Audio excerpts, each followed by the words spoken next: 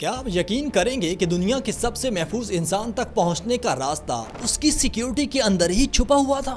ایک ایسا لیڈر جس کے گرد سیکیورٹی کی اتنی تہیں تھیں کہ ہر قدم ہر سانس مانیٹر ہوتی تھی،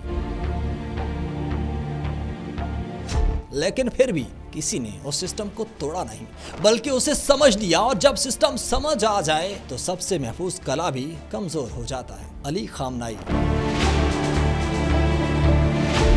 بڑے سوال ہوتے ہیں کہ کیسے شہید ہو گئے اتنی محفوظ تہوں میں رہنے کے باوجود۔ ایران کے سپریم لیڈر تھے، 3 دہائیوں سے زیادہ عرصے سے وہ دنیا کے سب سے زیادہ محفوظ افراد میں شمار ہوتے تھے۔ ان کی سیکیورٹی صرف گارڈز تک محدود نہیں تھی، یہ ایک مکمل ملٹی لیئر ڈیفنس سسٹم تھا۔ کمپاؤنڈ کے باہر پہلی لائن مسلح گارڈز، دوسری line biometric check points, تیسری لائن اینٹی ڈرون سسٹمز اور چوتھی لائن مکمل ڈیجیٹل نگرانی۔ ناظرین، ہر آنے والا شخص، ہر حرکت، ہر لمحہ ریکارڈ کیا جاتا ہے، یہاں تک کہ سیکیورٹی سٹاف بھی مکمل ویریفیکیشن کے بغیر ایک قدم بھی آگے نہیں بڑھایا جا سکتا تھا۔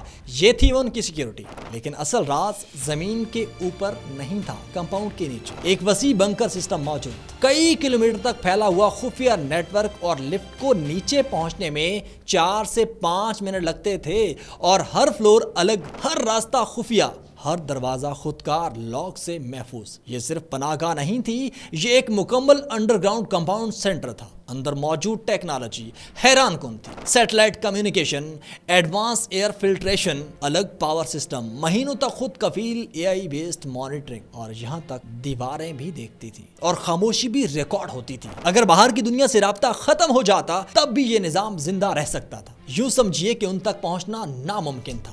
لیکن دوسری جانب موساد اور CIA برسوں سے ایک ہی سوال پر کام کر رہے تھے کہ آخر اس ناقابل رسائی نظام میں دراڑ ہے کہاں؟ یہ صرف روایتی جنگ نہیں تھی، یہ انٹیلیجنس کی جنگ تھی۔ کیمرے ہیک کیے گئے، سگنلز ٹریس کیے گئے، انسانی ذرائع استعمال کیے گئے، اور ہر چھوٹی معلومات جمع کی گئی، اور پھر AI کے ذریعے ایک مکمل پیٹرن بنایا گیا، اور آخرکار ایک کمزوری سامنے آئی۔ خامنائی کبھی کبھار زمین کے اوپر میٹنگ کرتے تھے، اور یہی وہ لمحہ تھا جب سیکیورٹی 100% سے 99% ہو جاتی تھی، اور انٹیلیجنس کی دنیا میں یہی 1% سب کچھ بدل دیتا ہے۔ اب ذرا تصور کریں کہ سالوں کی نگرانی، ہزاروں ڈیٹا پوائنٹس، اور ایک لمحہ جس کا انتظار برسوں سے کیا جا رہا ہو۔ ایک جگہ، ایک وقت، ایک ہدف، سانسیں تھم جاتی ہیں، وقت سست پڑ جاتا ہے، اور فیصلہ صرف چند سیکنڈز میں ہونا ہوتا ہے۔ اور پھر سب نے دیکھا کہ وہ ایک لمحہ جس کا برسوں موساد اور CIA نے انتظار کیا، امریکہ نے اور اسرائیل نے اس کا فائدہ اٹھایا اور خامنائی کو شہید کر دیا۔